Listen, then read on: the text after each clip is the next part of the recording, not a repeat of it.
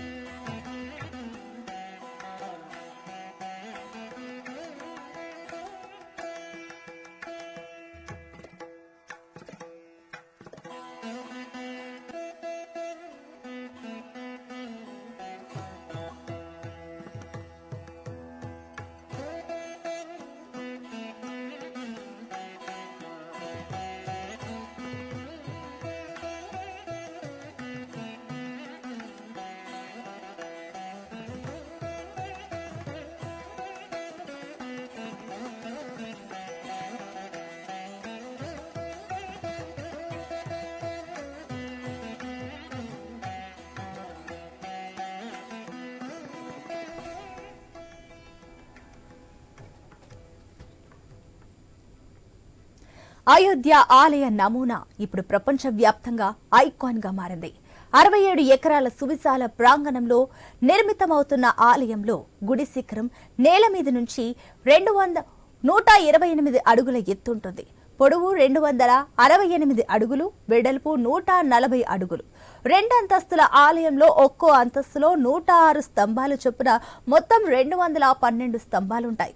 మొత్తం దేవాలయమంతా ఒక విశాలమైన ఎత్తైన రాతి వేదిక మీద ఉంటుంది.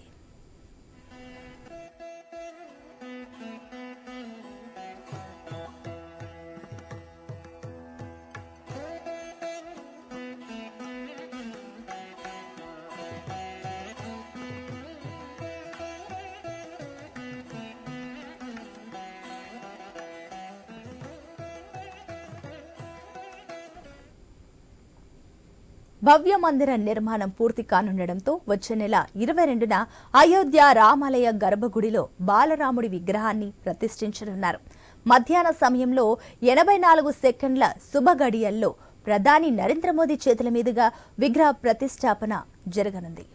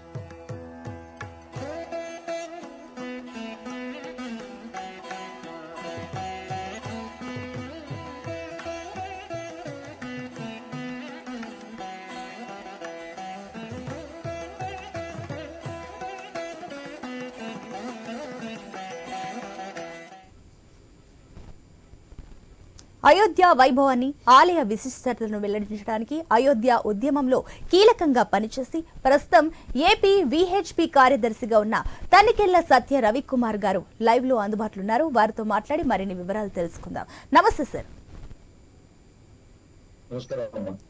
సార్, ఇప్పుడు అయోధ్య ఆలయ నిర్మాణం కోసం శతాబ్దాలుగా హైందవులు ఎదురు చూస్తున్న పరిస్థితి. ఇప్పుడు ఆ మధుర క్షణాలు సమీపిస్తున్నాయి. అందరి దృష్టి జనవరి 22న జరిగే బాలరాముడి విగ్రహ ప్రతిష్టాపన పైన ఉంది. అయోధ్య ఉద్యమంలో పాల్గొని ఇవాళ కీలక బాధ్యతలో ఉన్న మీరు దీనిని ఎలా చూస్తారు? 500 సంవత్సరాల సుదీర్ఘ పోరాటానికి ఒక మంచి వేదికగా ఈరోజు ఐ న్యూస్ ఉపయోగపడుతున్నందుకు ముందుగా మీకు, ఐ న్యూస్ యాజమాన్య బృందానికి, వీక్షిస్తున్న ప్రేక్షక మహాశైలికి, రామభక్తులకి, హిందూ బంధువులందరికీ కూడా నమోవాకాలు. 1528 నుంచి ప్రారంభించిన ఈ పోరాటం 498 సంవత్సరాల సుదీర్ఘమైనటువంటి చరిత్ర కలిగి 4 లక్షల మంది బలిదానం చేసి 79 పోరాటాల తర్వాత రాజ్యాంగబద్ధంగా, చట్టబద్ధంగా, న్యాయబద్ధంగా ఈ ఉద్యమానికి ఒక ముగింపు రావడం అనేది ఈ దేశం యొక్క విశిష్టమైన చరిత్రకు ప్రతీక. కాబట్టి ఇంతటి సుదీర్ఘ కాలం పోరాటం చేసినటువంటి అంశము ప్రపంచ చరిత్రలో కనిపించదు. ఒక ఆలయం కోసం ఇంతమంది బలిదానం చేసినటువంటి సంఘటన కూడా మనం ఎక్కడా కూడా చూడలేం, ప్రపంచంలో ఎక్కడా కూడా. కాబట్టి ఇది ఒక మధుర క్షణం. భారతీయులకే కాదు, యావత్ ప్రపంచంలో ఉన్నటువంటి రామభక్తులకి అందరికీ కూడా ఇది ఒక శుభగడియ. జనవరి 2024 జనవరి 22వ తేదీ ఎప్పుడు వస్తుందా అభిజిత లగ్నంలో ఆ బాలరాముడు ప్రతిష్టమయ్యేటటువంటి శ్రీరామ జన్మభూమిలో నవ్య భవ్య దివ్య మందిరంలో ఆ రాముడి ప్రతిష్ట కోసం కోట్లాది మంది ఎదురు చూస్తున్నటువంటి శుభగడియలో అందరి మనసు నిండా రాముడు నిండి ఉన్నాడమ్మ. కాబట్టి ఈ కార్యక్రమం కోసం ప్రతి ఒక్కరూ ఎదురు చూస్తున్నారు.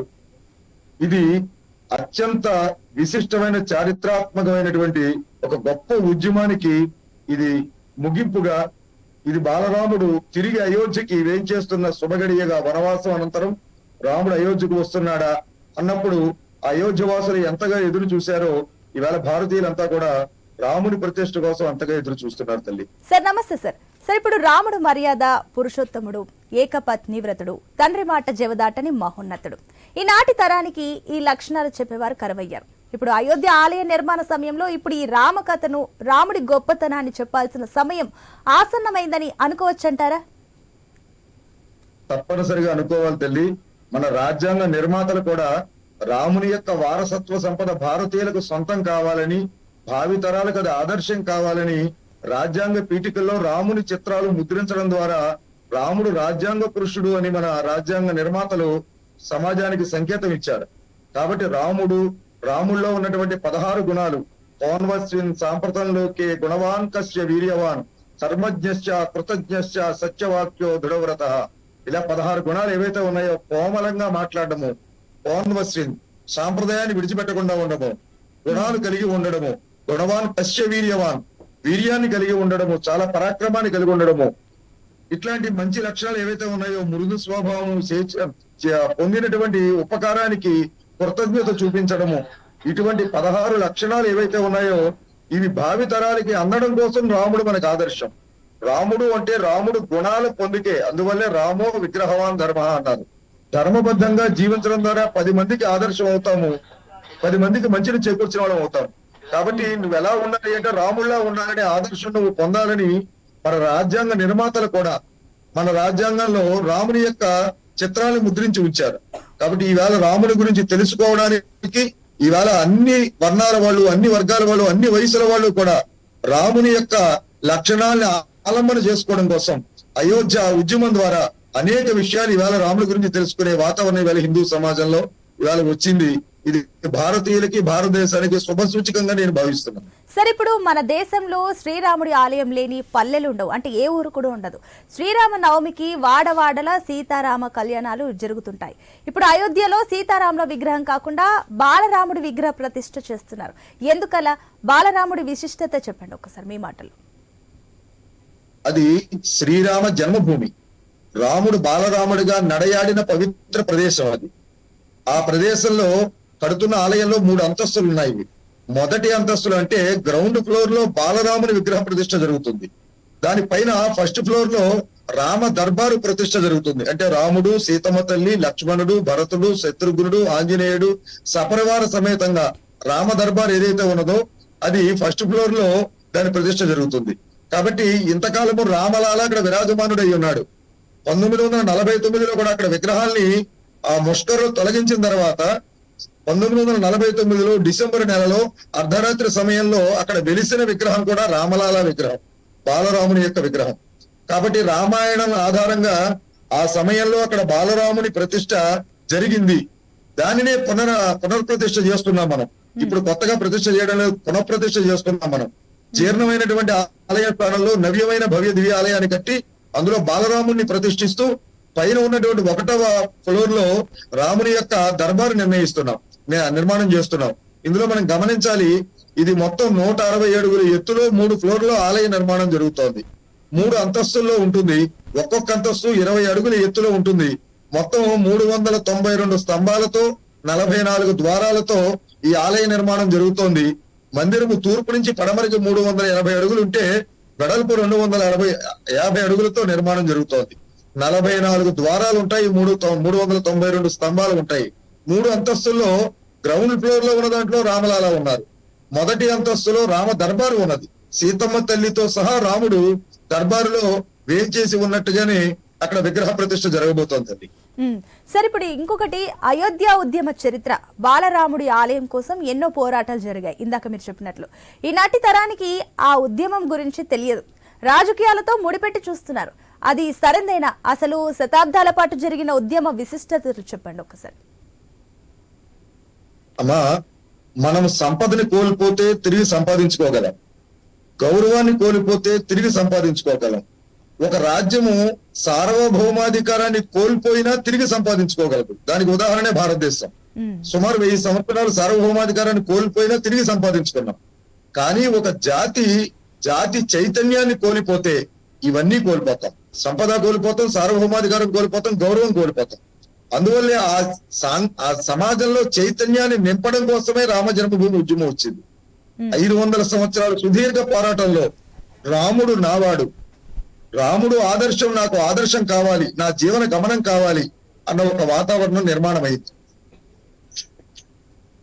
79 పోరాటాలు జరిగాయి. 4 లక్షల మంది బలిదానం చేశారు.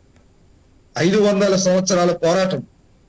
లక్ష్యము జాతిలో చైతన్యాన్ని నింపడం. ఏదైతే మన చారిత్రాత్మక వారసత్వ సంపద ఉన్నదో దానికి మనం వారసులము. రాముడు ఈ జాతిని పాలించినటువంటి జాతీయ పురుషుడు, ఒక సామ్రాట్. దైవము అనేది ఎంత ప్రధానమైన అంశమో రాముడు ఒక రాజుగా ఈ భూమిని పాలించిన మహాచక్రవర్తి. కాబట్టి అటువంటి వ్యక్తి యొక్క జన్మస్థానంలో ఉన్న ఆలయాన్ని తిరిగి నిర్మాణం చేయడం కోసం జరిగిన సుదీర్ఘ పోరాటం ఇది. 1వ కరసేవ జరిగింది.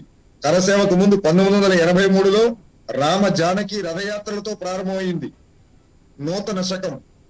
ఎందువల్లంటే పూజ్య స్వామీజీలంతా కలిసి ఈ ఉద్యమాన్ని విశ్వ హిందూ పరిషత్కు అప్పగిస్తూ రామ జన్మభూమి ఈ ఆలయ నిర్మాణము ఈ కార్యక్రమాన్ని విశ్వ హిందూ పరిషత్కు అప్పగించింది పూజ్య సాధు మహాత్ములందరూ కూడా ధర్మ సంసద్. మొట్టమొదటి 1983లో రామ జానకి రథయాత్రలు జరిగాయి. తర్వాత రామ శిలా పూజలు జరిగాయి.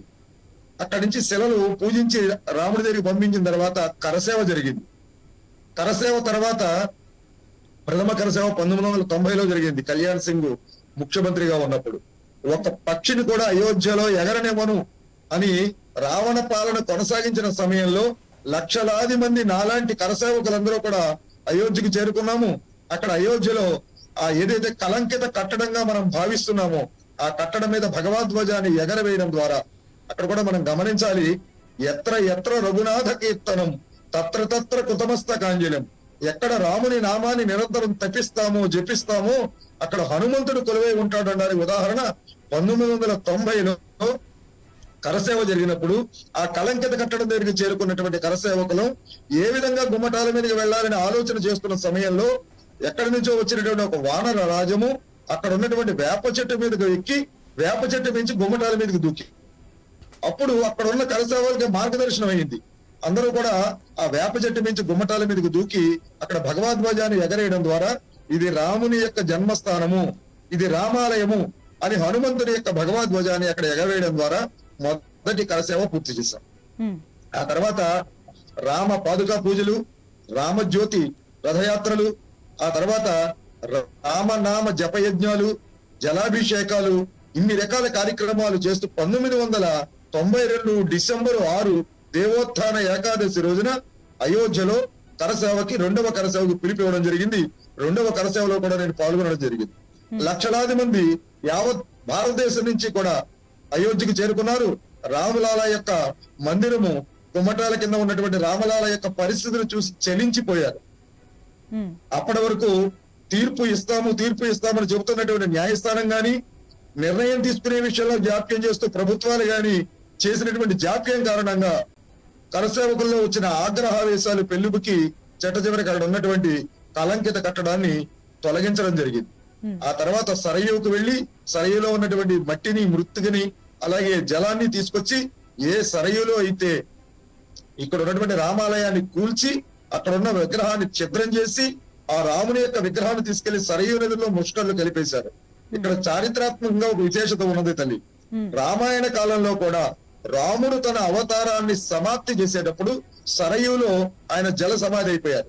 సరయులో ఆ జలంలో కలిసిపోయారు వారు. అదే విధంగా రాముని విగ్రహం తిరిగి సరయులో కలపడం ద్వారా రాముని సన్నిధికి ఆ విగ్రహం చేరింది. అందువల్ల అదే రాముడు 1949లో తిరిగి బాలరాముడిగా ఆలయంలో అర్ధరాత్రి సమయంలో వెలవడం జరిగింది. కాబట్టి హిందువుల యొక్క రామభక్తుల యొక్క భావన ఇప్పటికీ సరయులో శ్రీరాముడు ఉన్నాడని భావిస్తామా. సరే, ఇప్పుడు మీరు ఆ ఉద్యమంలో పాల్గొన్నారు కాబట్టి పూసగుచ్చినట్టు మొదటి నుంచి చక్కగా చెప్పారు, వర్ణించారు కూడా. అయితే ఇప్పుడు మా ప్రశ్న ఏంటంటే కూడా ఇప్పుడు ఇంత యావత్ ప్రపంచ దేశం అంతా కూడా ఇప్పుడు అయోధ్య రామ మందిరం వైపు చూస్తుంది. అయితే దీన్ని ఒక రకంగా రాజకీయాలతో ముడిపెట్టి చూస్తున్నారంటారా? ఇది సరైనదేనా? చూస్తే మీరేమంటారు? అమ్మ, దురదృష్టం ఏంటంటే రాజకీయాలు ఈ జాతి సంస్కృతిని నాశనం చేశాయి. విదేశాల నుంచి వచ్చిన ముష్కరుల్ని ఈ దేశవాసులుగా చరిత్ర పుస్తకాల్లోకి ఎక్కించారు. రాముడు గురించి చెప్పుకోవడము, కృష్ణుడి గురించి, భగవద్గీత గురించి తెలుసుకోవడము మతమోజం అనే పరిస్థితుల్లో మనం తయారు చేశారు. ఎంత విచిత్రమైన విషయం అని చెప్పంటే, నిన్నగాక మొన్న తెలంగాణ ఆంధ్ర విడిపోతే ఆ తెలంగాణలో ఉన్న వాళ్ళకి ఆంధ్రుల్ని శత్రువులుగా చూపించే ప్రయత్నం చేశారు. కానీ మన నెత్తిమీ కూర్చుని 600 సంవత్సరాలు మన పరిపాలించినటువంటి విదేశీ ముష్కరుల్ని మనవారుగా చరిత్ర పుస్తకాల్లో చూపించారు. అంటే భారతదేశం బలహీనపడడానికి కావలసిన అన్ని కూడా రాజకీయ నాయకులు నిరంతరం చేస్తూ ఉన్నారు. కానీ వీటన్నిటికీ సమాధానం ఆనాడు స్వతంత్ర పోరాటంలో ఒకే ఒక్క నినాదం రణతంత్రం అయింది, వందే మాతరం. ఇవాళ 1983 నుంచి ఒకే ఒక మంత్రం యావత్ జాతిని కలిపింది, జై శ్రీరామ్. కాబట్టి ఇక్కడ కులాలు లేవు, మతాలు లేవు, వర్ణాలు లేవు, వర్గాలు లేవు, ప్రాంతాలు లేవు, భాషలు లేవు, పార్టీలు లేవు. అందరి ఆదర్శం శ్రీరాముడయ్యాడు. అందువల్ల ఎంత ఉవ్వెత్తున ఇది జన చైతన్యం జరిగింది అని చెప్పంటే దానికి కారణం రాజకీయ నాయకులు 70 సంవత్సరాలుగా చేస్తూ విభజించి పాలించే బ్రిటిష్ వాడి రణనీతిని కొనసాగిస్తూ నిరంతరము కూడా అణిచివేసే ప్రయత్నం చేశారు. చివరికి న్యాయస్థానం ద్వారా హిందువుల కోరిక ఇది న్యాయసమ్మతమైనది రాజ్యాంగ ధర్మాసనం ఇచ్చినటువంటి తుది తీర్పు ఈ రాజకీయ నాయకులందరికీ చెప్పబెట్టయింది. కాబట్టి ఇది చాలా స్పష్టంగా ఎంతకాలం హిందువుల మనోభావాలు గాయపరిచాము, వాస్తవం అని తెలిసినా అణిచివేసేందుకు ప్రయత్నం చేశాము. అంతకు కూడా దిగజారి 1947 తర్వాత యథాతథ స్థితి అని ఒక చట్టం కూడా చేశాం మనం హిందువులు అణిచివేయడం కోసం.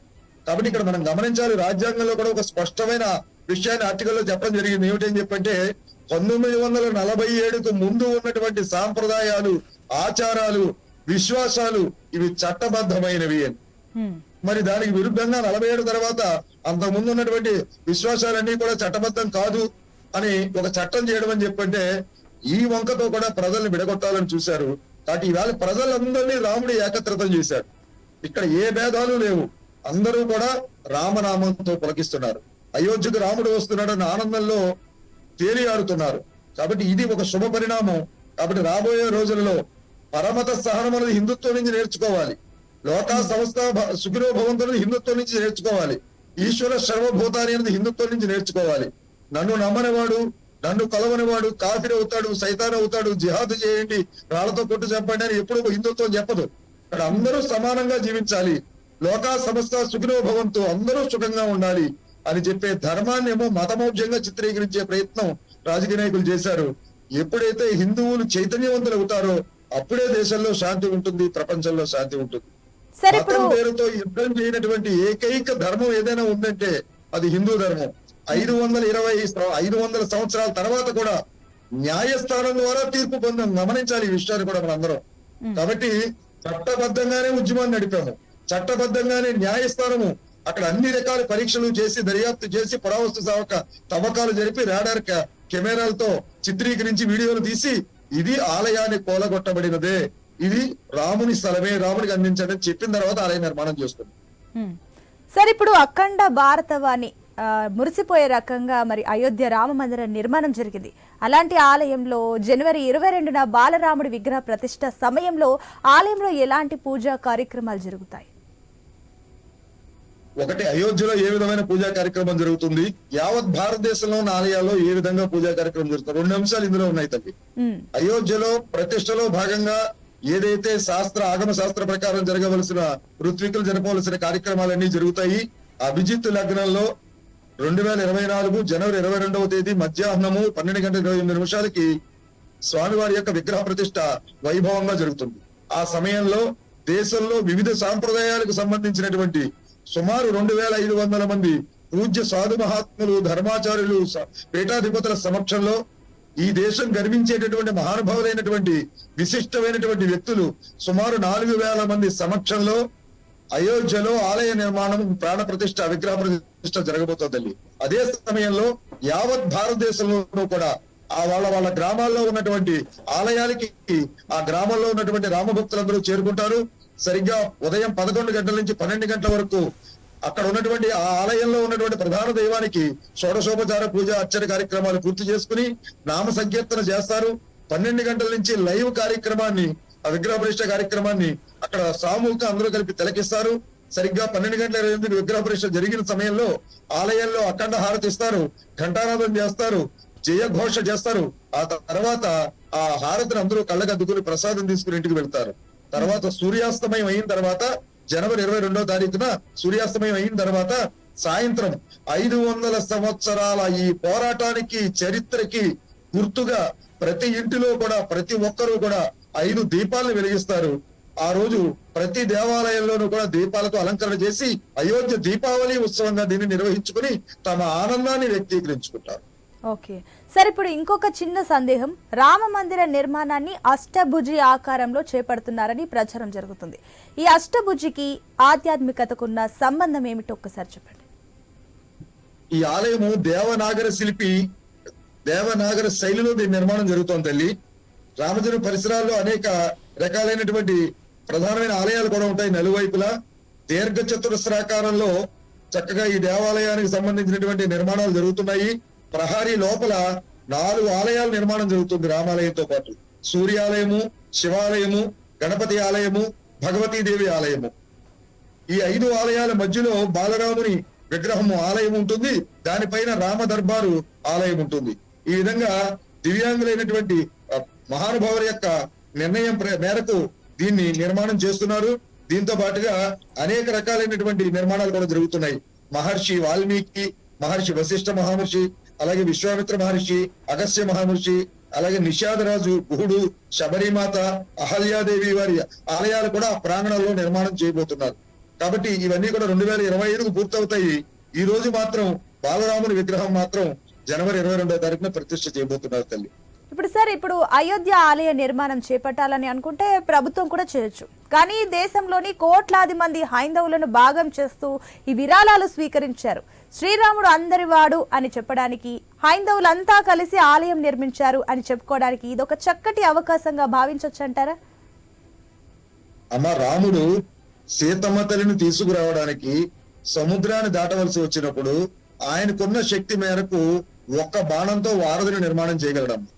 కానీ ఆ అవకాశం వానరులకు ఇచ్చాడు. రాముని యొక్క అవతారం మొత్తం కూడా తనతో అందరినీ కలుపుకుని వెళ్ళేటటువంటి విశేషత కనిపిస్తుంది మనకి రామాయణం అంతా కూడా. కాబట్టి ఇక్కడ రాముని ఆలయము సుదీర్ఘ పోరాటం ప్రజలు చేశారు, రామభక్తులు చేశారు. వారు మాత్రమే నిర్మాణం చేయాలి అనుకున్నారు శ్రీరామ జన్మభూమి తీర్థక్షేత్ర ట్రస్ట్ వారు. అందువల్ల ప్రభుత్వం గ్రాంట్ ఇస్తానన్న నిరాకరించడం జరిగింది. కేంద్ర ప్రభుత్వం ఇస్తానన్న గ్రాంట్ నిరాకరించడం జరిగింది. అలాగే రాష్ట్ర ప్రభుత్వం ఇస్తానన్న గ్రాంట్ నిరాకరించడం జరిగింది. అతి మాన్యుడి నుంచి అతి సామాన్యుడి వరకు ఎవరి కష్టాన్ని నుంచి వారు ఇచ్చినటువంటి ₹25 ప్రారంభించి వారు ఇచ్చినటువంటి ఏదైతే నిధి ఉన్నదో దానితో మాత్రమే ఆలయ నిర్మాణం చేశారు. ఈ దేశంలో ఉన్నటువంటి కుబేరులు ఎంతో మంది ముందుకు వచ్చారు. ఆలయ నిర్మాణానికి అయ్యే ఖర్చు మేమే భరిస్తామని ఎంతో మంది పారిశ్రామికవేత్తలు వచ్చారు. అదే కనుక జరిగితే జరిగేది ఏమిటి అనేది తీర్థక్షేత్ర ట్రస్ట్ ఆలోచన చేసింది. దీనికి ముందు సోమనాథ్ దేవాలయాన్ని సర్దార్ వల్లభాయ్ పటేల్ గారు పునర్నిర్మాణం చేసినప్పుడు జ్యోతిర్లింగాల్లో ప్రథమ జ్యోతిర్లింగం అయినటువంటి సౌరాష్ట్రే సోమనాథంచ శ్రీశైలే మల్లికార్జునం ఉజ్జయిన్యాం మహాకాలం ఓంకార అమలేశ్వరం అని మనం కీర్తించే 12 జ్యోతిర్లింగాలలో మొదటి జ్యోతిర్లింగం అయినటువంటి సోమనాథ్ దేవాలయాన్ని గజనీ మహమ్మద్ కూలగొడితే స్వతంత్రం వచ్చిన తర్వాత అప్పటి హోంమంత్రి ఉప ప్రధాని సర్దార్ వల్లభాయ్ పటేల్ గారు దాన్ని పునర్నిర్మాణం చేశారు. అక్కడ ఉన్నటువంటి ముస్లిం సోదరుల్ని ఒప్పించి చర్చించి వారి అనుమతి కూడా తీసుకుని ఇది మన మధ్యలో సయోధ్యకు ఉపయోగపడాలి, అంతరాలు పెంచకూడదని చెప్పిన దాని మీదట వారు అంగీకరించారు. వారికి వేరే చోట మసీదును నిర్మాణం చేయించి ఇచ్చారు. ప్రభుత్వ సొమ్ముతో కాదు, గమనించాలి. హిందువులందరూ కలిపి వారి సహకారంతో ఇచ్చిన ధనంతో తీసుకెళ్లి అక్కడ మసీదు నిర్మాణం చేశారు. అదే సందర్భంలో సోమనాథ్ దేవాలయాన్ని కూడా కేంద్ర ప్రభుత్వం నుంచి ₹1 కూడా ఇవ్వనని ప్రకటించిన నెహ్రూ గారే కాకుండా తీసుకోవాలని సర్దార్ వల్లభాయ్ పటేల్ గారు కూడా ప్రకటించి కేవలం హిందువుల యొక్క దక్షిణలతో సోమనాథ్ దేవాలయం నిర్మాణం చేశారు. అదే సాంప్రదాయంలో అయోధ్య ఆలయానికి ఎంతరో మహాత్ములు ముందుకొచ్చి మేము నిర్మాణం చేస్తామన్నా కూడా అతి సామాన్యమైన ప్రతి వ్యక్తి కూడా రేపు అయోధ్య వచ్చినప్పుడు అయోధ్య ఆలయపు గోడ మీద చెయ్యవేసి ఈ నిర్మాణంలో నా పాత్ర ఉంది అని అతను గర్వించేలాగా ఇది సమిష్టి నిర్మాణం కావాలి అన్న ఉద్దేశంతో ప్రజలందరికీ కూడా అప్పీల్ ఇవ్వడం జరిగింది. నిధి సేకరణ చేయడం జరిగింది. 2 సంవత్సరాల క్రితం ఒక ₹1800 నుంచి ₹1900 కోట్ల నిధి కనుక సేకరించగలిగితే మనం అనుకున్న నమూనాలో ఆలయాన్ని నిర్మాణం చేయగలుగుతాం అనుకున్నాము. రామ భక్తి అపారము. సుమారు ₹4000 కోట్ల వరకు నిధి సమకూరిందని మనకు ప్రకటించినటువంటి తీర్థక్షేత్ర ట్రస్ట్ వారు ప్రకటించారు.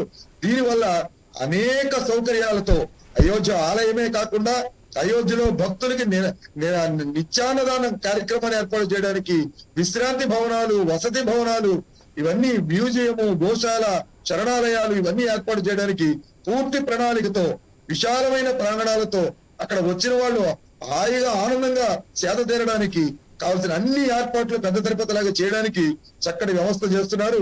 ఇది ప్రతి రామ భక్తుని యొక్క ప్రతి హిందువు యొక్క కృషితో ధనంతో మాత్రమే అయోధ్య ఆలయ నిర్మాణం జరుగుతాయి. సార్ చక్కటి మాట. ఇప్పుడు ఇంకోటి సార్, అయోధ్య అంటే ఒక్క రామ మందిరమే కాకుండా అనేక విశిష్టతలు ఉన్నాయంటున్నారు. అవేమిటి ఒక్కసారి మీ మాటలో చెప్పండి. అయోధ్య అంటే ప్రతి ఇల్లు ఒక దేవాలయంలా కనిపిస్తుందమ్మా. అయోధ్య వెళితే మనకి ఒకవైపు దశరథ మహల్, ఒకవైపు కైకేయి కోప మందిరు, ఒకవైపు భరత్ మిలప్ మందిరు, ఒకవైపు హనుమాన్ గడి, ఒకవైపు వాల్మీకి మందిరు, ఒకవైపు కనక భవనం, ఇట్లా అనేక దేవాలయాల సముదాయం అయోధ్య. కాబట్టి అయోధ్య అంటే ఆలయాల పుట్ట. కాబట్టి ఎక్కడ చూసినా ఆలయం ఉంటుంది. ఒక స్త్రీమూర్తికి ఎన్నో ఆభరణాలు, 7 వారాల నగలు ఉన్నా ఆ మంగళ సూత్రానికే ఎంతో పవిత్రత ఉంటుంది. కాబట్టి అన్ని ఆలయాలు ఉండాలి. కానీ రాముని పుట్టిన స్థలంలో రామాలయం ఉండాలని ఒక స్త్రీమూర్తికి మంగళ సూత్రంతో సమానమైనంత గౌరవమైనది. అందువల్లే మనము ఎంతో మంది విమర్శించారు, అన్ని ఆలయాలు ఉన్నాయి కదా అయోధ్యలో, రాముడు పుట్టిన చోట లేకపోతే ఏమవుతుంది అని. రాముడి పుట్టిన చోట స్త్రీమూర్తి మంగళప్రదమైన మంగళ సూత్రంతో సమానమైంది. కాబట్టి ఎన్నో భవ్యమైనటువంటి విశేషమైన ఆలయాలు ఉన్నాయి. అయోధ్య వెళ్ళిన వాళ్ళు తప్పనిసరిగా వాటిని దర్శించుకోవాలి. రాముడు నడయాడినటువంటి ప్రదేశం కాబట్టి రామ జన్మభూమి ఆలయం ఇవాళ మనం నిర్మాణం చేసుకోవాలి. సార్ ఇప్పుడు ఇంకొక ప్రశ్న, అది దాదాపుగా అందరి మధ్యలో మెదిలే ప్రశ్న. అయోధ్య ఆలయ నిర్మాణ సమయంలో టైం లైన్ కు సంబంధించిన యంత్రాలేవో నిక్షిప్తం చేశారని ప్రచారం జరుగుతుంది. అలాంటిది ఏదైనా ఉందా? ఉంటే దాని యొక్క ప్రాధాన్యం ఏమిటంటారు? అమ్మా, అయోధ్య అనేక ఆటుపోట్లకి గురి అయినది 500 సంవత్సరాల నుంచి. కాబట్టి మన మహర్షులు చాలా గొప్పవారమ్మా. ఒక పేరు పెట్టడంలోనే దాని పవిత్రతని గుర్తించేలా చేశారు. భారతి అంటే భా అంటే జ్ఞానముతో, రతి అంటే వెలుగున్నది. భారతి అంటే జ్ఞానముతో వెలుగున్నది. అంటే జగత్తుకే గురుస్థానం వహించేది భారతదేశము. వేదాలు, ఉపనిషత్తులు, శృతులు, కృతులు, పురాణాలు, ఇతిహాసాలు, జ్ఞాన సంపదల భాండాగారం భారతి అని తెలియజేయడం ద్వారా భారతి అని పేరు పెట్టారు. అలాగే అయోధ్య అంటే అది అయోధ్య అంటే జయింప సఖ్యము కానిది. కాబట్టి ఇన్ని సంవత్సరాల తర్వాత కూడా ఎవరు దాన్ని జయించలేకపోయారు. కాబట్టి ఎంత చరిత్ర జరిగింది, అయోధ్య రాముడి విశిష్టత, ఆ ప్రదేశానికి ఉన్న విశిష్టత, ఎన్ని రకాల పోరాటాలు జరిగాయి, ఎన్ని రకాలైనటువంటి జయాలు అపజయాలు జరిగాయి, చివరికి ముగింపు ఏ విధంగా వచ్చిందన్న సంపూర్ణమైనటువంటి అయోధ్య చరిత్రనంతా కూడా ఒక సెల్ తయారు చేసి దాన్ని అయోధ్య ఆలయానికి క్రింది భాగంలో 125 అడుగుల లోతులో అయోధ్య ఆలయంలో దాన్ని నిక్షిప్తం చేయడం జరిగింది. భవిష్యత్తులో అయోధ్య గురించి ఎవరికి ఏ అనుమానాలు వచ్చినా సిగ్నల్స్ ద్వారా దాని నుంచి మొత్తం కూడా చరిత్రను మనం తీసుకుని అవగాహన చేసుకోవచ్చు. ఇది రాబోయే రోజుల్లో ఒక దస్తావేజుగా ఉపయోగపడుతుంది భావితరాలకి అన్న ఉద్దేశంతో ఈ సెల్ తయారు చేసి ఈ భూమిలో నిక్షిప్తం చేస్తున్నారమ్మా 125 అడుగుల లోతులో. ఇక దేశంలో అందరి చూపు అయోధ్యపైనే ఉంది. సార్ నమస్తే సార్. ఇప్పుడు చూసుకున్నట్లయితే మరోపక్క ఆలయంలో అయోధ్య రామ మందిరంలో కేవలం రామ మందిరమే కాకుండా అందులో 7 ఆలయాలు ఉన్నాయి అని అంటున్నారు. వాటి యొక్క ప్రత్యేకత ఏంటి సార్? మీది ఆడియో మ్యూట్ లో ఉంది సార్. సముదాయంగా ఈ ఆలయ నిర్మాణం ఇందాక నేను మీకు చెప్పినట్టు పరమేశ్వరుని యొక్క ఆలయము, అలాగే దాంతో పాటు గణపతి ఆలయము, అలాగే సూర్య ఆలయము, భగవతీదేవి ఆలయము 4 మూలల 4 ఏర్పాటు చేస్తూ మధ్యలో శ్రీరామచంద్రమూర్తి యొక్క ఆలయ విగ్రహ ప్రతిష్ఠ చేసే విధంగా ఆలయాలు తయారు చేస్తున్నారు. ఆలయం యొక్క ప్రహారీ 4 మూలల 4 ఆలయాలు ఉంటాయమ్మా. మధ్యలో శ్రీరామచంద్రమూర్తి ఆలయం ఉంటుంది. అదే ప్రాంగణంలో ముందు భాగంలో ఇందాక మనం చెప్పుకున్నట్టు వాల్మీకి మహర్షి, వశిష్ఠ మహర్షి, విశ్వామిత్ర మహర్షి మందిరాలు, అలాగే హనుమంతుని మందిరము, అలాగే నిషాదరాజుకు కూడా గుహునికి కూడా ఒక మందిరాన్ని ఏర్పాటు చేస్తున్నారు. శబరిమాత మనకి భక్తురాలు అనగానే గుర్తొచ్చేది శబరి, స్నేహితుడు అనగానే గుర్తొచ్చేది గుహుడు, అలాగే రామదాసి అనాలంటే గుర్తొచ్చేది హనుమంతుడు, దాసానుదాసుడు హనుమంతుడు. అటువంటి వీళ్ళ ముగ్గురికి కూడా అక్కడ ఆలయాలు నిర్మాణం చేస్తూ, ఇక్కడ ఇంకొక విషయం కూడా మనం గమనించాలమ్మా, మీరు అడగకుండానే చెబుతున్నాను. అయోధ్య ఆలయం అందరి ఆర్థిక సహకారంతో ఎలా నిర్మాణం జరుగుతుందో అందరి యొక్క భాగస్వామ్యంతో జరుగుతుందమ్మా. అయోధ్య ఆలయానికి యంత్రం ఆంధ్రప్రదేశ్ నుంచి వెళితే దేవాలయానికి తలుపులు హైదరాబాద్ నుంచి వెళ్తున్నాయమ్మా, గంటలు తమిళనాడు నుంచి వెళ్తున్నాయి. శిల్పాలు చెక్కేటటువంటి వ్యక్తులు ఇటువైపు ఒరిస్సా నుంచి వెళ్లారు, కర్ణాటక నుంచి వెళ్లారు, ఉత్తరప్రదేశ్ నుంచి వెళ్లారు, గుజరాత్ నుంచి వెళ్లారు. ఈ శిలలు రాజస్థాన్ లో చెక్కారు, మధ్యప్రదేశ్ లో చెక్కారమ్మా. ఇలా ఒక్కొక్క అంశము ఒక్కొక్క ప్రదేశం నుంచి ఇక్కడికి చేరుకోవడం జరుగుతోంది. అయోధ్య ఆలయానికి శంకుస్థాపన చేసినటువంటి మహాత్ముడు కూడా ఒక ఎవరైతే ఇవాళ హరిజనులు మనం ఎవరైతే ఎస్సీ కమ్యూనిటీ అంటున్నామో ఆ హరిజన బంధువే ఈ అయోధ్య ఆలయానికి శంకుస్థాపన చేశారు. ఎంతమంది మహానుభావులు, ఎంతమంది పీఠాధిపతులు ఉన్నా కూడా ఆయన గుహునిగా భావించి ఆయన చేత శంకుస్థాపన చేయించారు. కాబట్టి ఇవన్నీ కూడా విశేషతలన్నీ కూడా ఇందాక మనం చెప్పినట్టు ఆ సెలలో నిక్షిప్తం చేసి ఉంచుతున్నారమ్మా. ఇవన్నీ భావితరాలకు తెలియాలని. సార్ ఇప్పుడు ఇంకొకటి ఏంటంటే సార్, ఈ ఏదైతే బాలరాముడి ప్రాణ ప్రతిష్ఠ జరిగేటప్పుడు మీరు అన్నట్లుగా ఏదైతే అందరి భాగస్వామ్యం ఉంది, ప్రజలందరి భాగస్వామ్యం ఉంది, కానీ ప్రాణ ప్రతిష్ఠ జరిగేటప్పుడు అందరూ కూడా చూడాలనుకుంటారు, ప్రత్యక్షించి అక్కడ నుంచి చూడాలనుకుంటారు. కానీ ప్రధాని మోదీ ఆ రోజు ఎవరు రావద్దు అంటూ కూడా ఆయన పిలుపునివ్వడం జరిగింది. దీని వెనుక కారణాలు ఏమై ఉంటాయంటారు? అపార్థం చేసుకోద్దామా ఎవరును. మీ మీడియా ఐ న్యూస్ ద్వారా నేను దేశ ప్రజలకి, ముఖ్యంగా తెలుగు ప్రాంత రామభక్తులకి, హిందూ బంధువులకి అందరికి తెలియజేస్తున్నాను. ఆలయము నిర్మాణములో ఉన్నది. కేవలం మొదటి అంతస్తు నిర్మాణం పూర్తి చేసుకుని బాలరాముడి విగ్రహ ప్రతిష్ఠ జరుగుతుంది. ఇందాక మనం చెప్పుకున్నట్టు 3 అంతస్తులు నిర్మాణాలు అన్ని పూర్తయ్యేటప్పటికి 2025 సంవత్సరం వస్తుంది. ఈవేళ ఆ శుభ ముహూర్తానికి చాలా భవ్య దివ్య ముహూర్తం అది. అటువంటి ముహూర్తానికి రాముడు అక్కడ విరాజమానుడైతే ఇక ఏ ఆటంకాలు ఈ దేశానికి గాని, ధర్మానికి గాని, ఈ దేశ ప్రజలకు గాని ఉండవు అన్న ఉద్దేశంతో ఆ ముహూర్త బలం కోసం విగ్రహ ప్రతిష్ఠ చేస్తున్నారు. ఒకవైపు నిర్మాణాలు జరుగుతున్నాయి, ఒకవైపు భారీ భారీ యంత్రాలు ఉన్నాయి, ఒకవైపు శిలలు గాలిలో తేలుతూ నిర్మాణాలు జరుగుతున్న సమయము, ఒకవైపు ఇంకా ప్రాకారాలు నిర్మాణం జరగలేదు, సెక్యూరిటీ ప్రాబ్లం ఉంటుంది. ఈ దేశం యొక్క గుండె లాంటి మహానుభావులు, విశిష్టమైన వ్యక్తులు, పద్మశ్రీ తీసుకున్న వాళ్ళు, పద్మభూషణ్ తీసుకున్న వాళ్ళు, అలాగే సైనిక విశిష్టమైనటువంటి పురస్కారాలు పొందిన వాళ్ళు, అలాగే దాంతో పాటుగా సినిమా యాక్టర్లు, గవర్నర్లు, ముఖ్యమంత్రులు, అలాగే జడ్జిలు, ఇలాగ మహానుభావులు, అన్ని పార్టీల యొక్క అధ్యక్షులు అందరూ కూడా అక్కడ ఉంటున్నారు. ఈ దేశం యొక్క గరిమ స్థానం అంతా కూడా అక్కడ వేయించేస్తున్నారు. కాబట్టి అందరి భద్రత చాలా ముఖ్యమైనది. కాబట్టి ఈ సందర్భాన్ని దృష్టిలో ఉంచుకుని అక్కడ ఉన్నటువంటి ప్రాంగణము 6,500 మందికి సరిపడ మాత్రమే ఉంది. కాబట్టి వ్యవస్థలో భాగంగా ఈ ఎవరైతే విగ్రహ ప్రతిష్టగా ఆహ్వానించబడ్డారో వాళ్ళని మాత్రమే రమ్మన్నారమ్మా. విగ్రహ ప్రతిష్ఠ పూర్తయిన 2 రోజుల తర్వాత నుంచి అందరూ కూడా సర్వ దర్శనం చేసుకోవచ్చు తల్లి. దీంతో పాటుగా అయోధ్య ఉద్యమంలో ఎవరైతే అనాదిగా గత 40 సంవత్సరాలుగా పనిచేస్తున్న నాలాంటి వ్యక్తులు ఎవరైతే కార్యకర్తలు ఉన్నారో, ఎవరైతే భూరి విరాళాల ఆలయం కోసం ఇచ్చిన వాళ్ళు ఉన్నారో, ఎవరైతే ఆ రోజుల్లో విశేషంగా పనిచేసిన వాళ్ళు ఉన్నారో, ఎవరైతే ఆ రోజుల్లో కరసేవకు వెళ్లి అయోధ్య ఆలయ నిర్మాణ విషయంలో సహకరించిన వాళ్ళు ఉన్నారో, ఇలాంటి వాళ్ళని అందరినీ కూడా అన్ని ప్రాంతాల నుంచి రోజుకొక స్టేట్ నుంచి దర్శనం చేయించేటువంటి వ్యవస్థ కూడా చేశారు. అదే సమయంలో సామాన్య భక్తుల దర్శనాలకు ఏ విధమైనటువంటి ఇబ్బంది లేకుండా వారు కూడా దర్శనం చేసుకునే వ్యవస్థ చేశారు. కాబట్టి నిర్మాణాల్లో ఉంది కాబట్టి పూర్తి నిర్మాణం అయ్యాక విగ్రహ ప్రతిష్ఠ జరిగితే అప్పుడు పూర్తిగా అన్ని జాగ్రత్తలు భద్రతాపరమైన చర్యలు తీసుకోవచ్చు. ఇప్పుడు ఓపెన్ ప్లేస్ లో ప్రాకారాలు కూడా పూర్తి కాలేదు కాబట్టి సెక్యూరిటీ పరంగా ఈ దేశంలో ఉన్న మహానుభావులు ప్రధానమంత్రితో సహా అన్ని పార్టీల అధ్యక్షులు అనేక మంది మహానుభావులు అక్కడ ఏం చేస్తున్నారు కాబట్టి, పూజ్య ధర్మాచార్యులు సాధుతులు ఉన్నారు కాబట్టి సెక్యూరిటీ ప్రాబ్లం ఉందన్న ఒక్క ఉద్దేశంతో మాత్రమే ఆ 22వ తారీఖున మిగిలిన వాళ్ళు రావద్దు, ఆ తర్వాత నుంచి దర్శనం చేసుకోండి అని చెప్పారు తల్లి. సార్, ఇప్పుడు ఇందాక మీరు చెప్పారు కాబట్టి నేను అడుగుతున్నాను, ఏదైతే చాలా వివిధ ప్రాంతాల నుంచి కూడా ఆ అయోధ్య రామ మందిరాన్ని చూడడానికి చాలా మంది వస్తుంటారు, భవిష్యత్తులో చాలా మంది వస్తుంటారు. కాబట్టి వారి కోసం ప్రయాణానికి సంబంధించి ఎలాంటి వ్యవస్థను ఏర్పాటు చేశారు, దీనికి సంబంధించిన డీటెయిల్స్ ఒక్కసారి మీ మాటలో. మనం కూడా వార్తలు వింటున్నామమ్మా. సుమారుగా 100 రైళ్ల వరకు అయోధ్యకి దర్శనాల కోసం అన్ని రాష్ట్రాల నుంచి వేసే ఉద్దేశంలో కేంద్ర ప్రభుత్వం ఉంది అని చెప్పి కేంద్ర ప్రభుత్వ పెద్దలు తెలియజేయడం జరిగింది. దీనికి సంబంధించి విధి విధానాలు రావాల్సి ఉన్నది. కాబట్టి 22వ తారీఖుకి తీసుకువెళ్లే వ్యవస్థ చేరిందాక మనం చెప్పుకుంటే భద్రతాపరమైన ఇబ్బందులు ఉన్నాయి. కాబట్టి ఒకటి మనం గమనించాలి, అయోధ్యలో వసతి సౌకర్యాలు సుమారు 3,000 మందికి సరిపడా వసతి సౌకర్యాలు ఉన్న భవనాలు లేకపోతే హోటల్స్ మాత్రమే ఉన్నాయి, సత్రాలు. కాబట్టి లక్షలాది మంది ఒక్కసారి ఫ్లోటింగ్ వచ్చే అవకాశం ఉంది. కాబట్టి తొక్కిసారి జరగకూడదు. ఆ విపరీతమైన చలిలో వాళ్ళు ఉండడానికి వ్యవస్థ ఉండాలి, ఆహార సౌకర్యం ఉండాలి. ఇవన్నీ దృష్టిలో పెట్టుకుని ఫ్లోటింగ్ ని క్రమబద్ధీకరిస్తూ పంపించాలనే ఉద్దేశంలో ప్రయత్నాలు జరుగుతున్నాయి. ఒకవైపు ఇంటర్నేషనల్ ఎయిర్పోర్ట్ రెడీ అయింది, ఒకవైపు అయోధ్యధామ్ రైల్వే స్టేషన్ రెడీ అయింది. కాబట్టి ప్రయాణానికి సంబంధించిన ఏ ఇబ్బందులు లేకుండా నిన్న కూడా మనం చూసాము, 5 వందే భారత రైళ్లు, అమృత రైళ్లు మరికొన్ని నిన్న ప్రారంభించడం జరిగింది.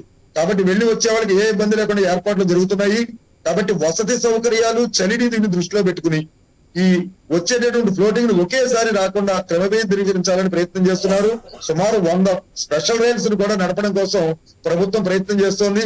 అన్ని రాష్ట్రాల నుంచి అయోధ్యకి లింక్ ఉండేలా ట్రైన్స్ ని ఏర్పాటు చేసే ప్రయత్నం ప్రభుత్వం చేస్తోంది. సార్, ఇప్పుడు ఇంకొకటి మీరు అన్నట్లుగా కొత్తగా ఎయిర్పోర్ట్ ని కూడా ప్రారంభిస్తున్నారని, అది ఎప్పుడు జరుగుతుందా, అదే రోజు జరుగుతుందా, దానికి సంబంధించిన డీటెయిల్స్ ఒకసారి.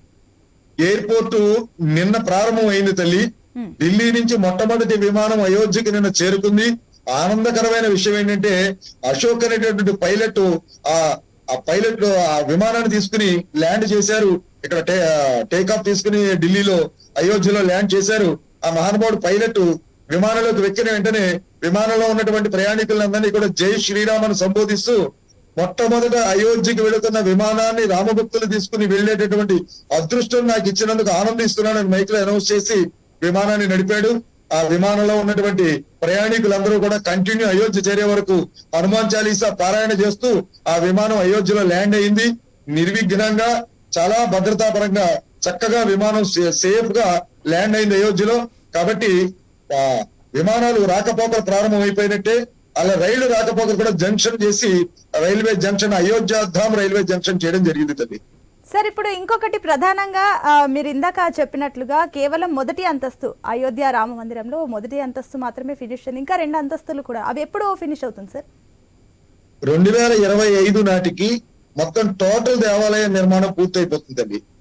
2022 ఇప్పుడు 24 జనవరిలోకి వచ్చేసాం మనం ఆల్రెడీ. ఇంకొక 2 సంవత్సరాల్లో టోటల్ మనం అనుకున్న అన్ని అందులతో అయోధ్య ఆలయం వసతులతో ఎంతమంది వచ్చినా ఇబ్బంది లేకుండా వసతులతో సహా 2025 డిసెంబర్ లోగానే నిర్మాణాలన్నీ పూర్తి చేయాలనే ఉద్దేశంలో తీర్థక్షేత్ర ట్రస్ట్ ఉంది తల్లి. సార్ ఇప్పుడు ఇంకొకటి సార్ ప్రధానంగా ఏదైతే చాలా మందికి ఇప్పుడు ఈ ప్రశ్న సోషల్ మీడియాలో కానివ్వండి రకరకాలుగా ఇందాక చెప్పుకున్నట్లుగా అయోధ్య రామ మందిరం చుట్టూ రాజకీయంగా కూడా కొన్ని జరుగుతున్నాయి. ఇప్పుడు ప్రధానంగా వచ్చే ఒక ప్రశ్న ఏంటంటే కూడా భార్యని వదిలేసిన మోదీతో బాలరాముడి విగ్రహ ప్రాణ ప్రతిష్ఠ జరుగుతుంది అంటూ కొన్ని కమెంట్లు అలా అలా జరుగుతున్నాయి సోషల్ మీడియాలో. మరి మీరేమంటారు? ఒక ఏపీ విహెచ్పి కార్యదర్శిగా ఉన్నారు, వారికి మీ సమాధానం ఏంటి? రాముడు కూడా సీతమ్మను వదిలేశాడన్న జాతి ఈ జాతి. రాజుగా ఆయన నిర్ణయం ఆయన చేస్తున్నారు, ఆయన చేయవలసిన పని ఆయన చేస్తున్నారు. రామాలయం అంటే గౌరవించిన వాళ్ళు విమర్శించే విమర్శలు ఇవి. అయోధ్య రామాలయాన్ని వ్యతిరేకించిన వాళ్ళు, సోమనాథ దేవాలయాన్ని వ్యతిరేకించిన వాళ్ళు, కాశీ ఆలయాన్ని వ్యతిరేకించిన వాళ్ళు, మధుర ఆలయం వద్దన్న వాళ్ళు, 370 ఆర్టికల్ వద్దన్న వాళ్ళు, ఒక్క నిమిషం సార్, ఇప్పుడు ఏదైతే సామాన్య ప్రజలు కూడా మిమ్మల్ని అడగడానికి లైవ్ లో వస్తున్నారు అందుబాటులో. వైజాగ్ నుంచి మూర్తి గారు మనకు లైన్ లో అందుబాటులో ఉన్నారు. నమస్తే మూర్తి గారు, సార్ ఉన్నారు, మాట్లాడండి. నమస్తే అండి సార్. ఇప్పుడు మనకి 22వ తారీఖు లైవ్ టెలికాస్ట్ ఇస్తారా సార్?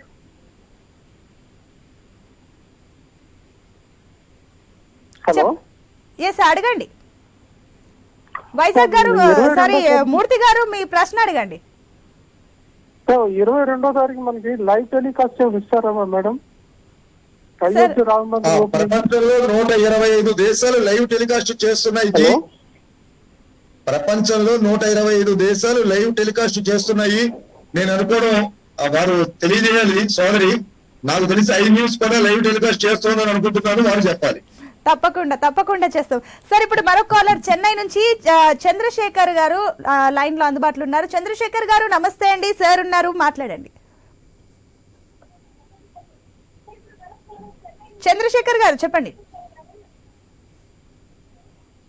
హలో హలో, ఎస్ చెప్పండి చంద్రశేఖర్ గారు, సార్ ఉన్నారు లైన్ లో, చెప్పండి. మేడం ఇప్పుడు రామాలయం కట్టినారు కదా. హలో చెప్పండి వినిపిస్తుంది. ఇది మేము చెన్నై నుంచి మాట్లాడుతున్నాం మేడం. ఇది రామాయణం కట్టినారు కదా, అది రేపు ఓపెన్ మేడం? రేపు కాదండి సార్, చెప్పండి సార్. రేపేనా ఆలయం ప్రారంభం అని అడుగుతున్నారు. చంద్రశేఖర్ గారు నమస్కారము. అయోధ్య ఆలయ ప్రతిష్ఠ జరిగేది 2024 అంటే రేపు వచ్చే జనవరి 22వ తేదీన. రేపటి నుంచి జరిగేది ఏమిటి అని చెప్పంటే, రాముడు మనకి అయోధ్య ఉద్యమంలో ఒక సాంప్రదాయం ఉన్నది. రాముడు అక్కడ నుంచి రామజానికి రథాలను పంపిస్తే మనం ఇక్కడి నుంచి రామశిలను పంపించాం. అక్కడి నుంచి శంకుస్థాపనకి ఆహ్వానం పంపిస్తే ఇక్కడి నుంచి కలశాగులు పంపించాం. అక్కడి నుంచి రామపాదుకలు పంపిస్తే ఇక్కడి నుంచి మనం 2వ కలశాగులు పంపించాం. ఇలాగా మొన్న మనం నిధి పంపించాము, రాముడు అక్షంతలు పంపిస్తున్నాడు.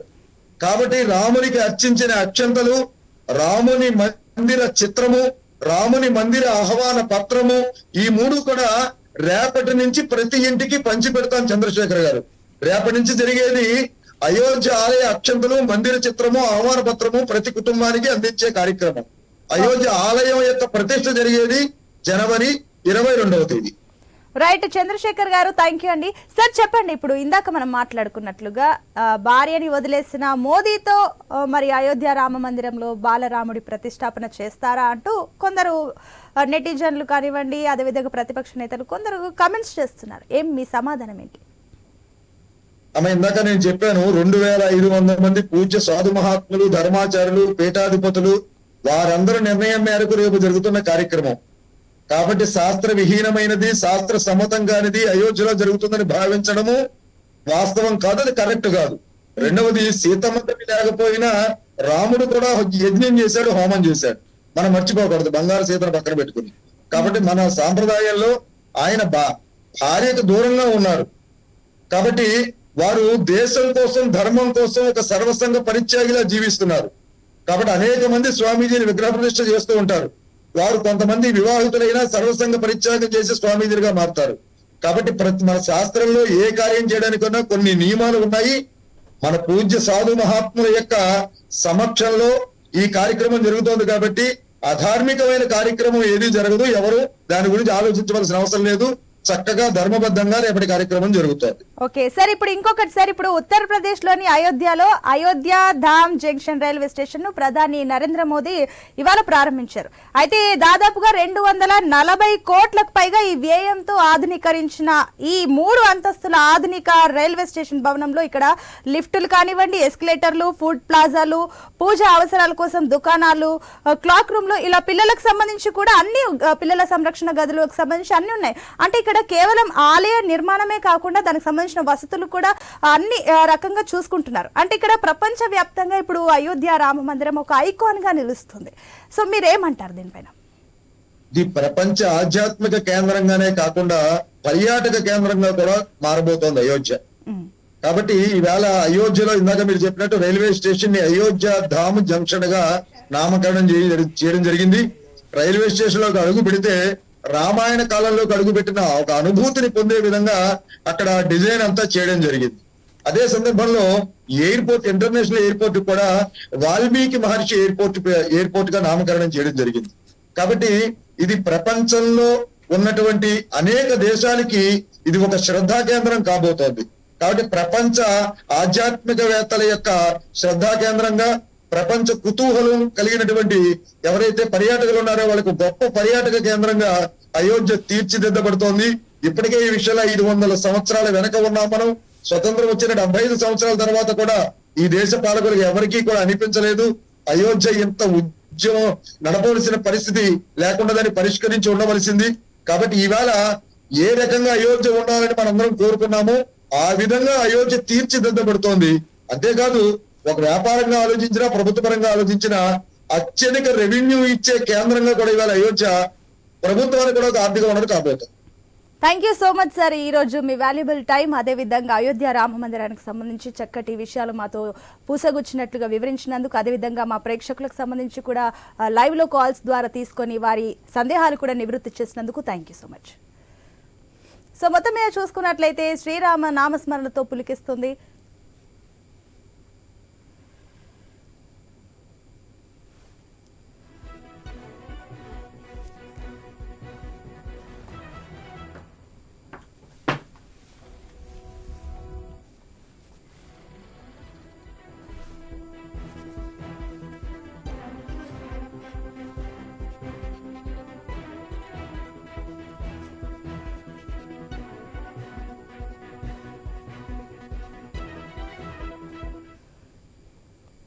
దేశంలో అందరి చూపు అయోధ్యపైనే. భవ్య మందిరం నిర్మితమైన ఆ సాకేతపురిలో బాలరాముడి విగ్రహ ప్రతిష్టాపన కోసం కోట్లాది మంది హైందవులు ఎదురుచూస్తున్నారు. దేశంలోని ప్రతి పల్లి, ప్రతి ఇల్లు శ్రీరామ నామస్మరణతో పులకిస్తుంది.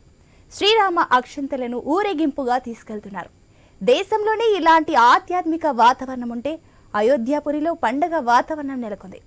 ఆ దేవదేవుడు ఇలా వైకుంఠానికి దిగి వస్తున్నాడా అనేంతగా భక్తితో పరవశిస్తుంది అయోధ్య. జై శ్రీరామ్, జై సీతారాం, జై బజరంగ బలి అంటూ తన్మయత్వం చెందుతున్నారు భక్తులు.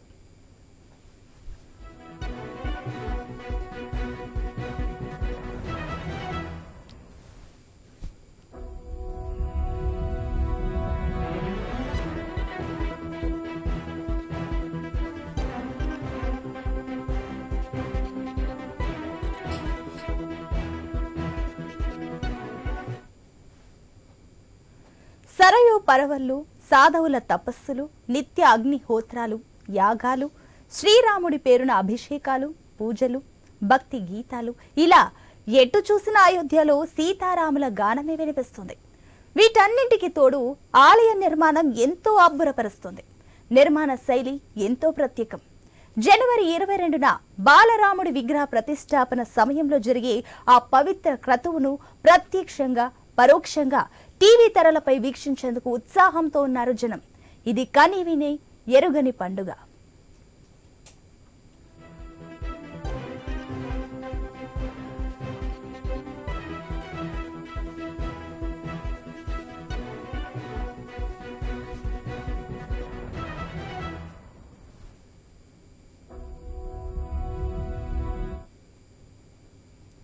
అయోధ్య ఆలయ నమూనా ఇప్పుడు ప్రపంచవ్యాప్తంగా ఐకాన్ గా మారింది. 67 ఎకరాల సువిశాల ప్రాంగణంలో నిర్మితమవుతున్న ఆలయంలో గుడి శిఖరం నేల మీద నుంచి 128 అడుగుల ఎత్తు ఉంటుంది. పొడవు 268 అడుగులు, వెడల్పు 140 అడుగులు. 2 అంతస్తుల ఆలయంలో ఒక్కో అంతస్తులో 106 స్తంభాలు చొప్పున మొత్తం 212 స్తంభాలు ఉంటాయి. మొత్తం దేవాలయం అంతా ఒక విశాలమైన ఎత్తైన రాతి వేదిక మీద ఉంటుంది.